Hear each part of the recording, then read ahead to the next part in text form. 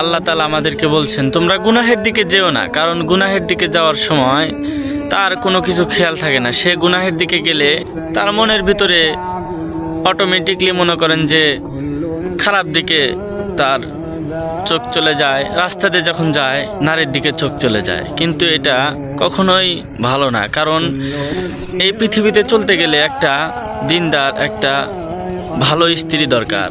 সুন্দর স্ত্রী নয়, একটা ভালো স্ত্রী দরকার যে মনের মতো হবে, সে দিনের পথে চলবে, নবীর আখলাকের দিকে চলবে। কিন্তু এখন বর্তমান যে জেনা ব্যভিচার, একটা ভালো মেয়ে পাওয়া অসম্ভব।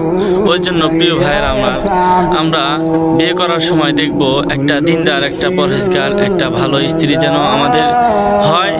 এটা আল্লাহ পাক আমাদেরকে উপর থেকে ব্যবস্থা করে দেবেন ইনশাআল্লাহ। আমরা যদি ভালো পথে চলি, আমরা যদি গুনাহের দিকে না যাই, আমরা রাস্তা দিয়ে নারী দেখব না, আমরা ভালো পথে চললে আল্লাহ পাক আমাদেরকে অবশ্যই আমাদের দিনদার স্ত্রী দেবেন ইনশাআল্লাহ।